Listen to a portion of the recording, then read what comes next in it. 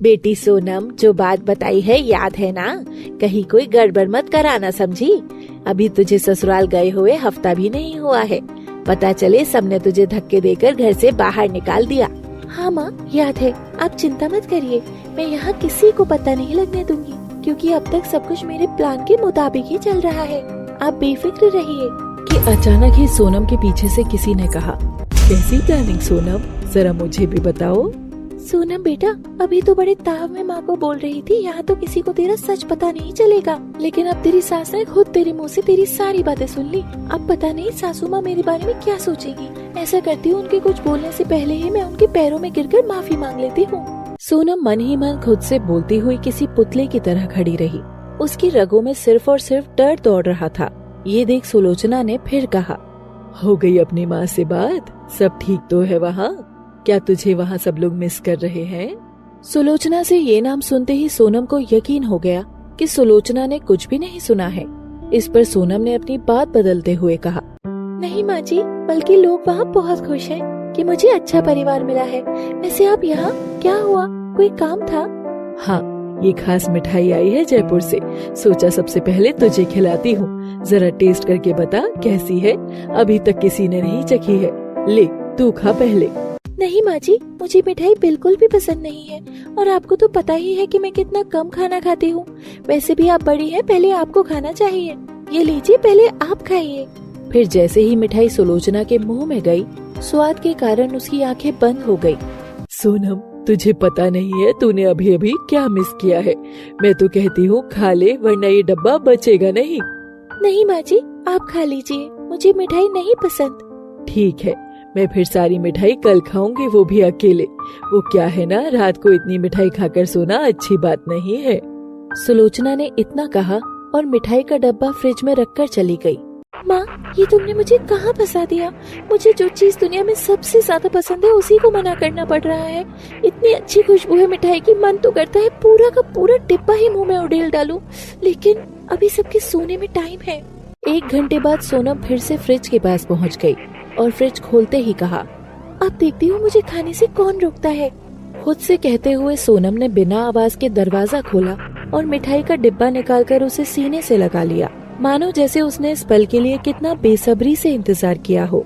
फिर अगले ही पल सोनम ने डिब्बा खोल एक एक करके मिठाई खानी शुरू कर दी। मिठाइयों के लजीज स्वाद के कारण सोनम की आंखें बंद हो गई थी। ऐसे में डब्बा कब सफा चट हो गया उसे पता ही नहीं चला। लेकिन सोनम की भूख अभी भी मिटी नहीं थी। मिठाई तो खत्म हो गई, लेकिन भूख तो अभी भी लगी है। ऐसा करती हूँ, फ्रिज में जो कुछ भी पड़ा है सब खा लेती हूँ, बाद में जो होगा देखा जाएगा। इतना कहकर सोनम ने फ्रिज में जो कुछ भी पड़ा था उसे खाना शुरू कर दिया और देखते ही देखते फ्रिज भी पूरा खाली कर दिया। यहाँ तक कि टमाटर और खीरे तक खा गई। और जब पूरा फ्रिज खाली हो गया तो सोनम को याद आया कि उसकी साथ सुलोचना ने उस मिठाई का बस एक टुकड़ा खाया था और किसी ने मिठाई देखी तक नहीं थी। तभी सोनम को एक तरकीब सूझी। वो तुरंत ही रसोई में गई और ढेर सारी चीनी के साथ आई। फिर फ्रिज खोलकर थोड़ी थोड़ी चीनी गिराते हुए घर के बाहर ले आई। उसने एक तरह से चीनी से फ्रिज और घर के बाहर एक सीधा लाइन बना दी थी, ताकि बाहर से कीड़े मकोड़े और चींटियां अंदर सीधा फ्रिज में आ जाए। सोनम इतना करके सोने चली गई। अगले दिन अलार्म बजने ही वाला था कि तभी एक चीख गूंजी। ये सुलोचना की चीख थी। हे भगवान, ये क्या हो गया मेरे से?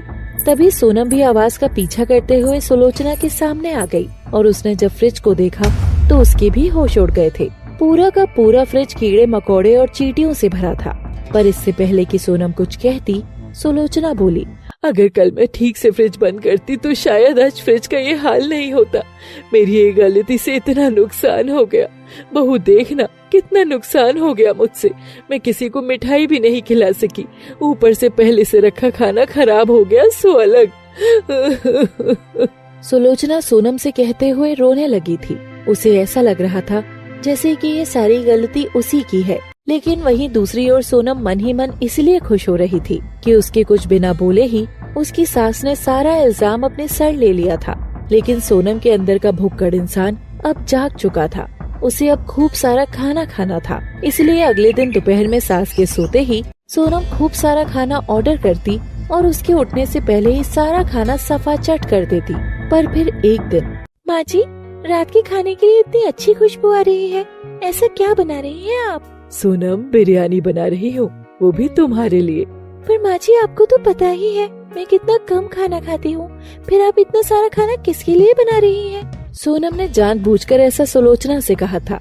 इस पर सुलोचना ने एक नजर सोनम को देखा, फिर मुस्कुराते हुए बोली, वो मुझे बिरयानी बहुत पसंद है, सोचा इस बार थोड़ी ज्यादा बना लेती हूँ, धीरे धीरे करके खाती रहूंगी। बिरयानी का नाम सुनते ही सोनम के मुंह से लार गिरने लगी थी, और जब खाना बन गया तो जैसा कि वो हर किसी के सामने करती थी वैसा ही उसने इस बार भी किया।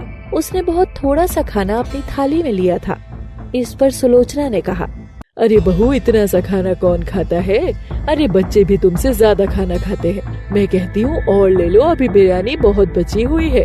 सुलोचना की बात सुन सोनम ने मन ही मन कहा, सासू माँ, आप मेरी नहीं बल्कि अपनी चिंता करिए।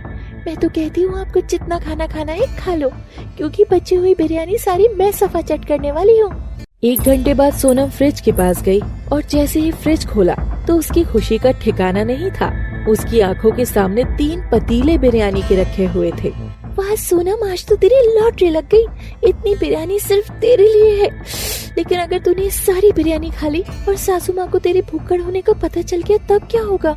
सोनम ने एक पल को खुद से कहा और फिर सीधा बिरयानी पर टूट पड़ी। वो एक के बाद एक बिरयानी का पतीला सफा चट करती जा रही थी, और फिर जैसे ही उसने बिरयानी का आखिरी पतीला खत्म किया तो उसे हिचकियाँ शुरू हो गई। पर इससे पहले कि वो पानी पी पाती, पीछे से आवाज आई, वाह, तुम तो सच में भुक्कड़ हो, वो भी मेरे से बड़ी वाली। सुलोचना की आवाज सुनते ही सोनम जम सी गई थी, मानो जैसे उसे सांप सूंघ गया हो। उसने डरते हुए अपनी सास से कहा, माँ जी, मुझे माफ कर दीजिए, आइंदा से ये गलती नहीं करूँगी। बहू, मैं तेरा सारा सच जानती हूँ। मैं जानती हूँ तुझे खाना खाना बहुत पसंद है।